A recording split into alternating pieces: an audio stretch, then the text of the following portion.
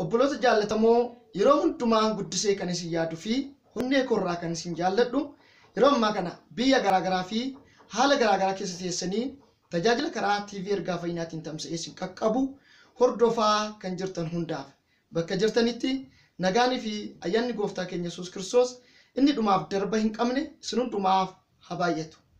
Akkam jirtu nagaa keessanii foonitti hafuuratti jajjabaattu anis maatii koo wajjin nagaa guddaan qaba. Inni nagaa isaa nuuf baay'ise gooftaan keenya Yesus Kiristoos bara baraan ulfina guddaa haa argatu. Yeroo kana immoo guyyaa yaadannaa dhaloota gooftaa keenya Yesus Kiristoos sababa godhachuudhaan dhaamsa isiniin ga'uufin gara kanatti dhufe. Egaan guyyaa dhalannee kaasee bu'aa bayii jiruuf jireenyaa hedduu keessatti gooftaan keenya Yesus Kiristoos nagaa isaatii fi ayyaana isaa nuuf baay'isee har'aan nu ga'eera. Otoo balaan baay'een jiru, otoo gaddi baay'een jiru, otoo duuti jiru, garuu gooftaan keenya olaantummaa isaatiin waan hundumaa to'atee ayyaana isaa nuuf baay'isee lubbuutti nu jiraachisee guyyaa yaadannaa dhaloota isaa kan bara 2011tiin nu ga'eera. Kanaaf ulfinni guddaan bara baraan isaaf haa ta'u. Namoonni baay'een jiraachuu otoo barbaadanuu biyya lafaarraa dhabamaniiru. Guyyaa kana qaqqabuu hin dandeenye. Nuti garuu humna addaa, jabina addaa waan qabaanneef otoo hin taane sababa ayyaana Kiristoosiin guyyaa kanarra dhaabbanneerra. Tarii yeroo ammaa kana sagalee kanallee yeroon waraabu irra caalatti obboloota koo afuuraa biyyootan garaagaraatti faca'anii jiran sababa godhachuudhani. Haa ta'u malee ergaan koo kun warra biyya keessaas sirriitti ilaallataa, caalmatti garuu biyyootan garaagaraatti faca'anii warri jiran yeroo ammaa kana obboloota isaanii, hiriyoota isaanii akkasumas waldaa keessatti tajaajilanii fi tajaajilaman jidduutti haadhaaf abbaa isaanii jidduutti argamanii ayyaana kana kabajachuudhaaf warree haalli hin mijanneef irratti kan xiyyeeffatudha.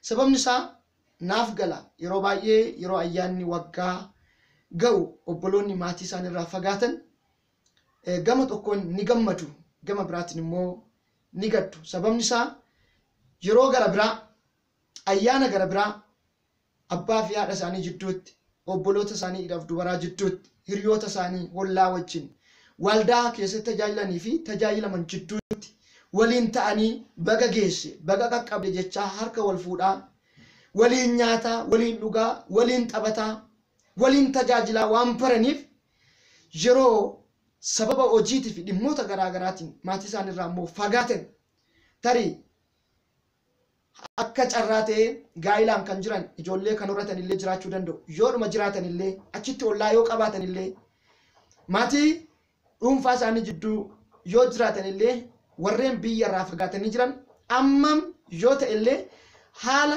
kaleessa ittiin ayyaana kabajaa turanii fi ittiin dabarsaa turan yaadachuun hin hafu. Maarree yeroo akkanaa namoonni baay'een hin gaddu, namoonni baay'een hin gungumu, namoonni baay'een maaliif ta'e jedhu. Waa tokkoon isitti mu barbaada. Obboloota jaallatamoo nanaa kaleessa biyya dhalattanitti, lafa dhalattanitti maatii keessa wajjin, obbolaa keessa wajjin, hiriyoota keessa wajjin, warra gaa'ilaa walitti hidhamtan wajjin, waldaa kiristaanaa wajjin, ollaa wajjin gammadaa kolfaa wal waamaa dabarsitaniitu ta'a. Har'a garuu haala akkasii keessa kan hin jirre, haala akkasii keessa kan jirtanis qobaa jirta yoo ta'e qobaa jiraachuun kee Waaqayyo fuulduratti beekamaadha. Biyya amma jirtuu fi haalli atamma keessa taatee Waaqayyoodhaan kabajaa fi ayyaana kana kabajaa jirtu fuula Waaqayyootti beekamaadha. Abbosaxii miti. Kanaaf carraatti lakkaawwachuu qabda. Kaleessa maatii kee jidduutti, obboloota kee jidduutti teessee Waaqayyoon akka kabajju Waaqayyo carraa si kenneera. Amma immoo isa waa'ee keetiif aarsaa kaffale, isa waa'ee keetiif lubbuusaa dabarsee kenne siin gara jireenyatti isa fide. Bakka mijanne, haala mijanne, lafa onaa keessa yookaan bakkuma mijataa qobaa kee teessee akka isa kabaju, akka isa eebbiftuu fi Waaqayyo fedheera. Kanaaf Waaqayyo jaallatee fedhee qobaa koo akkan isa eebbisu ayyaana kana akkan kabaju. Namoota nan beekne, namoota isaan hin beekne, hidda dhiigaa walirraa kan hin qabne yookaan immoo abaluu sana wajjin, abaluu kana wajjin bilbilaan yookaan qaama wal argee kan kabajuuf Waaqayyootu fedhe jettee gammaduu qabda. Gooftaaf galanni haa ta'u. Waan hundumaa carraatti jijjiirutu sirra jiraata. huba xixiqqoo wantoota xixiqqoo lakkoofnee kan itti gaddinuu miti. Kanaaf warreen carraa argattanii maatii keessan jidduu jirtan, warreen maatii keessan irraa fagaattanii jirtan, nama hin beekne wajjin yeroo kana kabajaa kan jirtan, qophaa keessan kan jirtan, bakka garaagaraa kan jirtan, baga geessan, baga gammaddan. Yesus Kiristoos bara baraan haa ulfaatu. Dhimmichi isaa dhimma nyaachuu, dhimma dhuguu, dhimma uffachuu, dhimma kolfuu fi taphachuu irra kan darbeedha.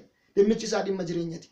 Guyyaan kun guyyaa huba guurreetti gaddinu osoo hin taane guyyaa sababa guurreetti Waaqayyoon galateeffannudha. Sababni isaa dhimma fayyina keenyatiif, dhimma jireenya bara baraa dhaaluudhaaf guyyaan dhakaan bu'uuraa itti kaa'ameedha. Waggaa 2000 darbee jechuudha. Kanaaf yaadanna. Sababni isaa jireenya bara baraa dhaaluudhaaf, mootummaa Waaqayyoo dhaaluudhaaf dhakaan bu'uuraa kan kaa'ame guyyaa Kiristoos Yesuus dhalateedha. Yesuus Kiristoos ulfina isaa dhiisee, waaqummaa isaa dhiisee, waaqarraa gadi bu'uunsaa bakka hin mijannee fi mandara hin mijanne san madaalle keessatti dhalachuunsaa sababa kootii fi sababa keeti. Yesuus Kiristoos fannoo irratti ni fannifame, dhiiga isaa ni dhangalaase, ni du'e, du'a dhiigee ka'e miti. Guyyaa du'uuf du'aa ka'uu Kiristoosiif sababa kan ta'e guyyaa dhalachuu isaatiiti. Hin dhalanne otoo ta'ee fooniin Kiristoos du'uu hin danda'u ture. Sababni isaa Kiristoos waaqa guutuudha, nama guutuudha, waaqummaadhaan du'uu hin danda'u. Kiristoos kan du'e aboo waaqummaa isaatiitiin, eenyummaa waaqummaa isaatiitiin du'e otoo hin taane eenyummaa namummaa isaatiitiin du'e waan ta'eef. Kanaaf guyyaan kun guyyaa kamiyyuu caala guyyaa nuuf addaati. Guyyaa guddisnee gammannudha. Guyyaa guddisnee faarfachuu qabnudha. Malee guyyaa hir'ina keenya ilaallee, qaawwa keenya ilaallee, mudoo keenya ilaallee gaddinuu miti. Sababni isaa inni kun jireenya keenya boruu hin murteessu waan ta'eef. Haleluuyaa. Galanni guddaa Waaqayyoof haa ta'u. Yoo har'a quufne boru beela'uu dandeenya, yoo har'a nyaanne boru beela'uu dandeenya, boru dheebochuu dandeenya, uffannaa irraa uffannu kun boru ciccituu danda'a. Namni har'a nuti hoo jennee wajjin wal dhungannee wajjin ayyaana dabarsinu boru walirraa fagaachuu dandeenya, deemnees immoo nutti ka'uu wal lolullee dandeenya, biraallee deemuu dandeenya, nu biraa deemuu danda'a illee foon du'aan jechuudha. Haa ta'u malee bu'uura jireenya keenyaa kan ta'e bara baraan kan nurraa hin deemne ilma Waaqayyoo Yesuusidha. Baga Yesuus nuuf dhalate, haleluuyaa, baga gammaddan. Kanaaf haala keessan keessaa ba'aatii baga naaf dhalatte Yesuus jedha. Sin jaalladha Yesuus jedha. Carraa mijatee haalli isin mijatee waan nyaatuuf waan dhugamu warri qopheeffatan rakkoo hin qabu. Ekstiraadha kun. It's not major things. It's minor. Wanti baay'een ijoon garaa guutuudhaan, laphee qulqullaadhaan, gammachuudhaan, faarfannaadhaan Kiristoosiif galata kennuudha. Waaqa baay'ee eebbisuudha. Tokkicha ilma kee Yesuus Kiristoos sababa naaf kenniteef jireenya argadhe jechuu. Kiristoos Yesuusin sababa ati immoo ofii kee dabarsitee naaf kennite biyya siif hin madaalle, lafa siif hin madaalle dhuftee naaf dhalatte. Biyya siif hin madaalle, biyya sin gidne keessa waggaa 33 walakkaa jiraatteen duute du'a diigdee kaate. Na fayyifte sin jaalladha abbaa koo guyyaatti jettanidha. Waaqayyoo galateeffachuudhaaf guyyaa bu'uurati. Lubbuun keenya fayyuudhaaf, jireenya bara baraa argachuudhaaf guyyaa bu'uurati. Baga guyyaa kanaan isin ga'e. Baga guyyaa yaadannaa dhaloota gooftaa keenya Yesuus Kiristoos kan bara 2011tiin akka lakkoofsa Awurooppaatti kan bara 2018tiin isin ga'e. Haleluuyaa. Amma gaa 2018 gaggeessineerra, 2019tti ceeneerra. Gammachuu kanaan barichis immoo bara haaraa, bara nagaa, bara gammachuu nuuf ta'a jechuudha. Yesuusiif galanni haa ta'u.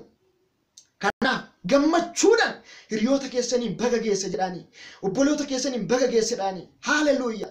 Tarii carraanuma kanaan yeroo dhiyootti hiriyaan keessan kan isin irraa adda ba'e yookaan obboleessa obboleettii fira keessan du'aan kan dhabdan namni itti walitti buute yoo jiraate, kisaarummaan adda addaa si mudatee, qoramni garaagaraa si mudatee warri gadditan yoo jiraatan amma hin gaddinaa.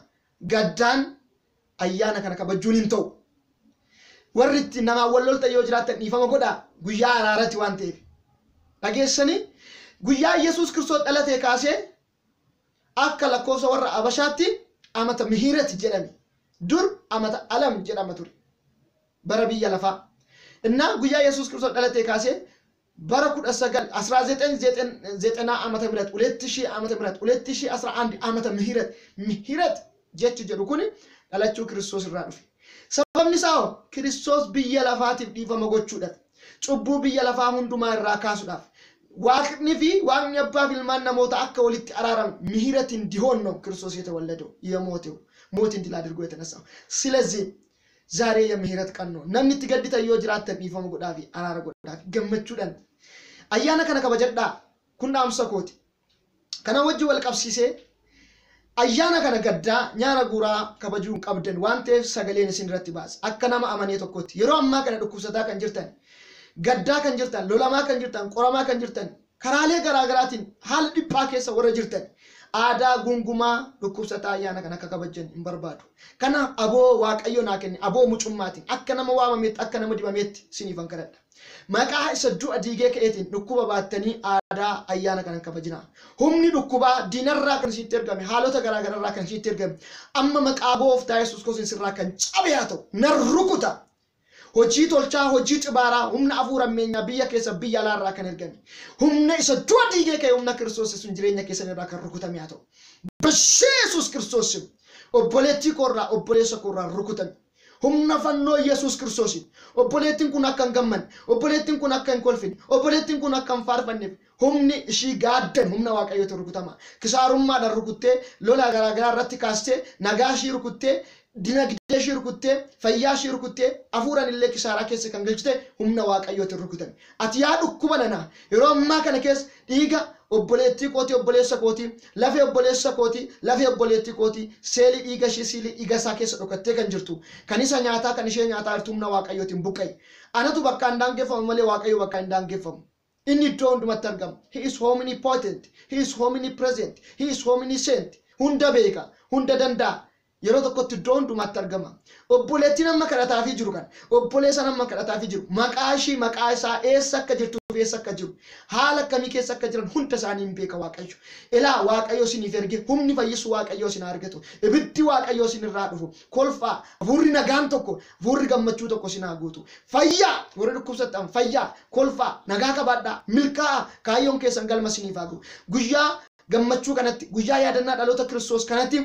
wanti haaraan isiniif haa ta'u boojuu guurradhaa waan barbaadanii dhabdan argadhaa waan itti gadditanitti deebi'aa gammadaa karaan keessa wal isiniif haa qixxaatu abjuun keessan isiniif haa dhugoom boquun keessan olaa jedhu milkaa'aa bara gammachuu guyyaa gammachuu torbee gammachuu isiniif haa ta'u guyyoottan torbeewwan ji'oottan waggoonni kanaan booddee jiru waggaa gammachuu waggaa milkii isiniif haa ta'u ilaa hafuurri waaqayyoo isinirraa dhufu ilaa fudhadhaa ilaa hafuura waaqayyoo qilleensa ragaa keessatti erge hafuurri gammachuu tokko maqaa Yesusin isinitti agalu ramajana mashede begladia afurri gammachuu tokko isinitti agalu fudhadhaa afurri gammachuu tokko waaqayyoo biraa isinitti agalu gammada guyyaa gammachuu kana gaddatti geeddaruudhaaf kan dhufe maqaa Yesuun rukutamu du'a rukute balaa rukute maqaa Yesuusin milkaa nagaa waliif dhaama sagalee kana hiriyoota keessaniif daddabarsa daariidhaa daarii qaqqabu sheer waliif godha guyyaan kun guyyaa gammachuu akkasiniif ta'u maqaa abbaa maqaa ilmaa maqaa hafuura qulqulluutiin eebbiseera milkaa'a